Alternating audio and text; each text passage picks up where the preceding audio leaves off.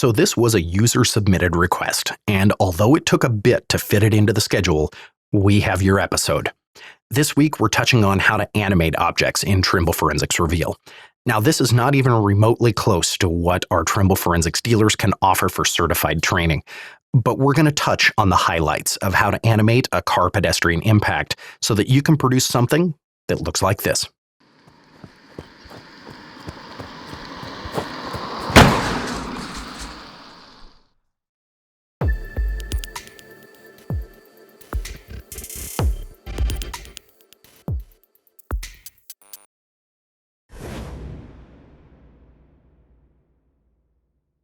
All right, let's get started. So I've surfaced my four-way intersection and I've placed my sedan where it needs to be at the point of impact with the shoe scuff directly in front of it. I'm going to change over my layer here and I'm going to go grab an avatar and an animated avatar. And since the pedestrian was jogging, I'm going to grab the jogging avatar. Now I'm going to also turn on my terrain snap so that my avatar is being placed on my surface. I'm going to change over to a 2D view, and I'm going to place my avatar right where he was when he got hit, as evidenced by the shoe scuff.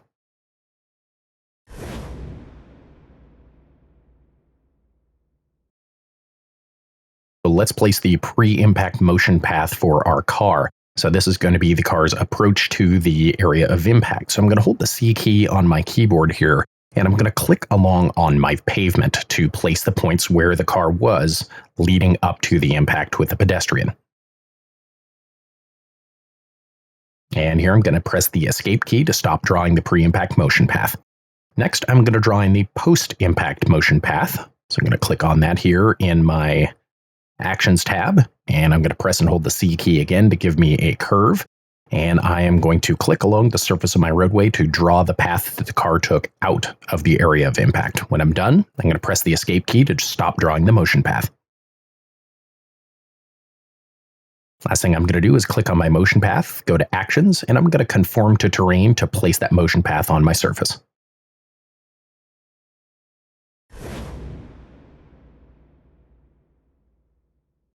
All right, let's do the same thing with our pedestrian. So with my pedestrian selected, I'm going to add a pre-impact motion path. And I'm going to drag out a point here on my surface back where the pedestrian came from to the west, since they were coming from the west jogging east. And I'm going to press escape to stop drawing motion path nodes. Next, what I'll do is I'll add a post-impact motion path. And I will draw it over to where the center of the blood pool was to give us an approximate positioning for the pedestrian. And I'll press escape to stop drawing the motion path.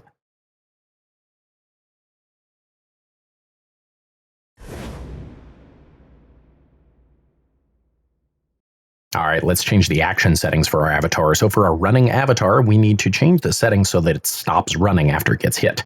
So I'm going to go to my very last event, and I'm going to scroll all the way down, and you can see here our action sequence. If we stop the action sequence for our last event, and then we open up our animation timeline, we can then click and drag the red playhead through to show us what's going on in our scene at any given time. So as I'm sliding through here, we can see that he still keeps running. And the reason for this is we still need to do one more here. We need to disable the action sequence for the second to last event, which should be where he's struck by the car.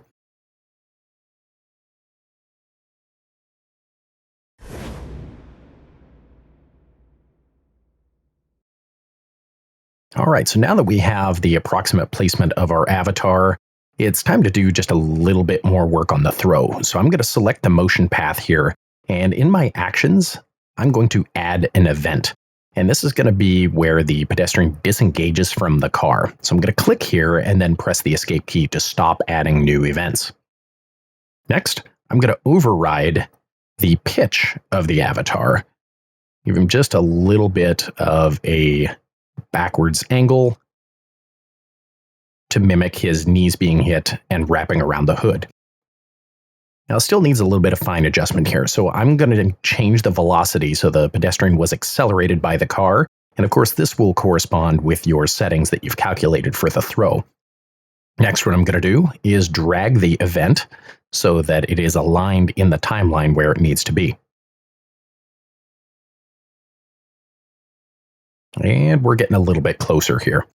So next what I'm going to do is move on to my next event, which is my final rest. And I am going to just change the pitch and the yaw and move the avatar around to its position upon final rest. Now, again, this will be corroborated with your photographs of the scene, witness accounts, those kinds of things to determine the final avatar placement. But what we did document on scene was a pool of blood. So we'll place the avatar in our pool of blood and then also change the pitch and yaw for the avatar to position him where he was at final rest. Next, what I'm going to do is I'm going to select my motion path, and in my actions, I'm going to conform this motion path to terrain since I haven't done that yet. And that's going to align the motion path to the surface of the roadway. However, I need to add a couple nodes here to give the avatar some airborne trajectory. So I'm going to click on that, and I'm going to click to place a couple nodes here. And just 2 of them, and then I'm going to grab the green arrow and I'm going to drag it up on the Z-axis to give it some height on the throw. Now, since this is defaulting to line, what I'm going to do is go into my motion path properties and go to the nodes area. And here I'm going to give the node a curve. So each one of these points will now be a curve instead of a straight line trajectory. And those final 3 line segments, once I've changed those to curve, it'll more mimic the real life physics of the throw.